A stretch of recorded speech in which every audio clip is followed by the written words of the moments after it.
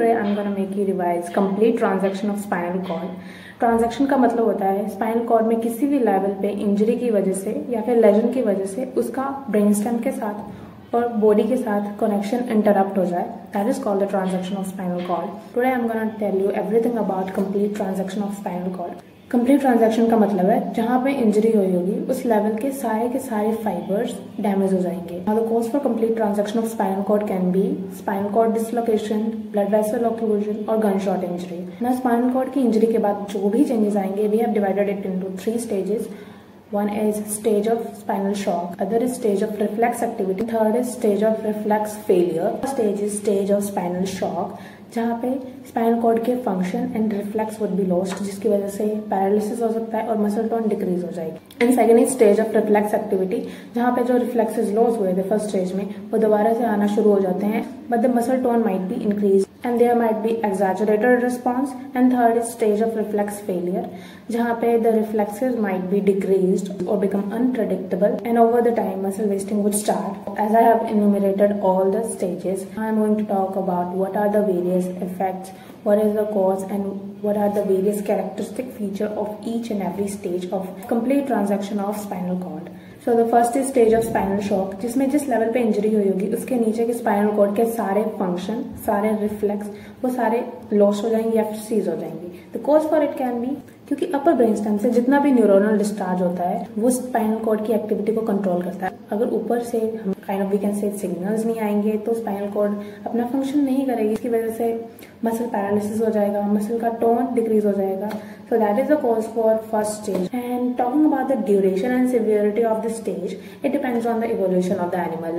Like higher would be the animal, more profound and prolonged would be this stage. Like for us, हमारी spinal cord higher centers पे काफी dependent रहती है, which is called encephalization. And secondly हमारा nervous system काफी integrated है, जिसकी वजह से अगर किसी एक साइड पे लेजन या फिर इंजरी होती है it would affect the spinal cord functioning and the smoothness of its working, which is called as cases. Now talking about the effects of spinal shock, so we have divided it into 4 parts: motor effect, sensory effect, vasomotor effect and visceral effect. So talking about the motor effect, इसमें हम muscle paralysis, muscle tone, reflex की बात करेंगे. So talking about the motor effect, किस side पे injury हुई है that will decide कि कौन सी मसल पैरालाइज होगी. जैसे अगर C5 के ऊपर किसी भी लेवल पे इंजरी हुई होगी, अगर C5 के लेवल के ऊपर इंजरी होगी जिसकी वजह से respiratory centre and respiratory muscle के बीच का कनेक्शन डिस्टर्ब हो जाएगा, जिसकी वजह से there would be respiratory muscle paralysis.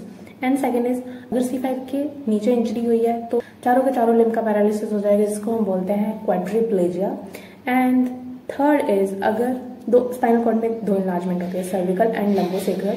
अगर इन दोनों इन्लार्जमेंट के बीच में अगर इंजरी हुई है तो सिर्फ लोअर लिम्ब का पैरालिसिस होगा, जिसको हम बोलते हैं पैराप्लेजिया. एंड इस स्टेज में मसल टोन डिक्रीज हो जाती है बिकॉज अपर मोटर न्यूरॉन से कोई भी टॉनिक डिस्चार्ज नहीं हो रहा, जो कि मसल को partially and sustain contracted stage में रखे. एंड थर्ड इज जितने भी डीप एंड सुपरफिशियल रिफ्लेक्स होते हैं वो इस स्टेज में चले जाते हैं, जिसको हम बोलते हैं ए रिफ्लेक्स. हमें कोई रिफ्लेक्स देखने को नहीं मिलेगा. And talking about the sensory effect, जिस लेवल पे इंजरी हुई होगी उसके नीचे के जितने भी सेंसेशन स्पाइनल कॉर्ड कंट्रोल करती थी वो सारे के सारे हमें देखने को नहीं मिलेंगे. And third is vasomotor effect. Vasomotor effect में we will talk about the blood pressure, sympathetic fibres. So T1 से L2 के बीच में सिंपैथेटिक वेजोमोटर फाइबर्स होते हैं जो कि ब्लड प्रेशर को रेगुलेट करते हैं by maintaining the tone of blood vessels. So अगर मान लो देखो T1 से लेके L2 तक ये सारे फाइबर्स ब्लड प्रेशर को कंट्रोल करेंगे. मान लो अगर T2 के लेवल पे इंजरी हो गई तो उसके नीचे के सारे फाइबर वुड बी डिस्टर्ब्ड. उसके ऊपर वाले तो सारे इंटैक्ट रहेंगे, उसके नीचे के सारे फाइबर्स का फंक्शन चला जाएगा, जिसकी वजह से ब्लड प्रेशर काफी ज्यादा डिक्रीज होगा. वहीं पे अगर हम बात करें, अगर मान लो T12 के पास L1 के पास इंजरी होती है तो ऊपर वाले सारे फाइबर्स तो इंटैक्ट है, so they can regulate the blood pressure. तो नीचे वाले तो काफी कम फाइबर्स बचे जो कि ब्लड प्रेशर रेगुलेट कर रहे थे. अगर वो इंजर्ड हो गए या फिर डिजेनरेट हो जाते हैं तो उनकी वजह से ब्लड प्रेशर में इतना चेंज नहीं आएगा, क्योंकि ऊपर वाले सारे fibres can regulate the blood pressure too much better extent. So that was the tip कि अगर T1 के पास इंजरी हो रही है तो ज्यादा फाइबर्स डीजनरेशन की तरफ जा रहे हैं जो कि ब्लड प्रेशर रेगुलेट कर रहे थे, और अगर L1 के पास इंजरी होती है तो ज्यादा से ज्यादा फाइबर्स बच रहते हैं, इंटैक्ट रहते हैं, तो ब्लड प्रेशर में इतना चेंज नहीं आता. And the other thing was कि इस स्टेज में मसल टोन डिक्रीज हो रही थी, तो जो मसल पंप होता है जो कि वीनस रिटर्न के लिए और कार्डियक आउटपुट की रेगुलेशन के लिए इंपॉर्टेंट होता है वो काम नहीं करेगा, जिसकी वजह से वीनस रिटर्न कम हो जाएगी। वीनस रिटर्न कम होगी तो ब्लड सर्कुलेशन काफी स्लो एंड काफी स्लगिश हो जाएगी, जिसकी वजह से हमारी बॉडी में टेम्परेचर मेंटेन नहीं होगा, तो टेम्परेचर सब नॉर्मल रहेगा and our skin would be cold and cyanotic. And third is हमारी स्किन काफी ड्राई एंड स्केली हो जाएगी। And fourth is due to less movement of our extremities and due to retarded circulation there would be bed sores. So talking about the visceral effect, urinary bladder paralyse हो जाएगा, bowel movement काफी hypotonic हो जाएंगी, जिसकी वजह से there would be constipation. So this was all about the first stage of spinal cord transection. And now talking about the second stage which is stage of reflex activity.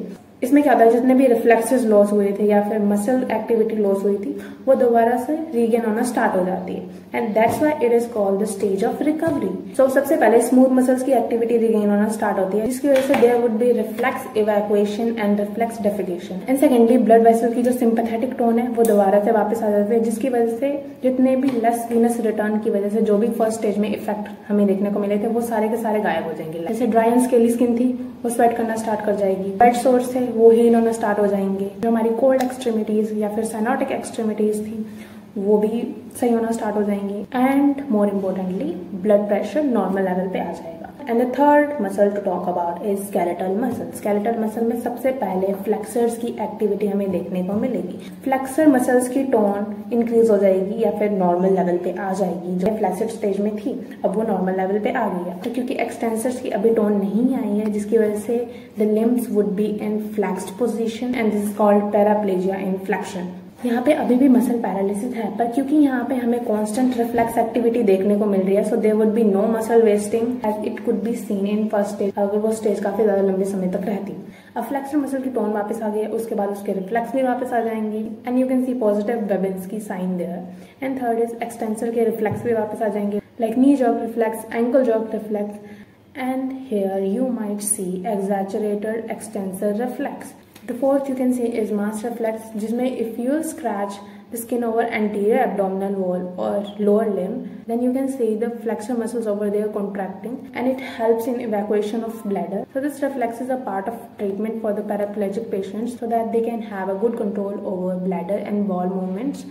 And we can train them to urinate and defecate by this mass reflex. Now the third stage is stage of reflex failure, जिसमें जो भी reflex जो कि दोबारा regain हो रहे थे वो सारे के सारे चले जाएंगे और they might become unpredictable. The cause for this stage can be malnutrition, infection and toxemia, जिसकी वजह से पेशेंट की जो जर्नल कंडीशन है वो और ज्यादा खराब होने लग पड़ेगी, जिसकी वजह से हमें कोई भी रिफ्लेक्स एक्शन अगर उसमें इनिशिएट करना है that would be so difficult because threshold for the stimulus would be reached so high that it would be so hard to elicit the reflex action and muscle की जो tone है वो decrease होना start हो जाएगी, जिसकी वजह से the muscle would start getting flaccid and they will undergo wasting.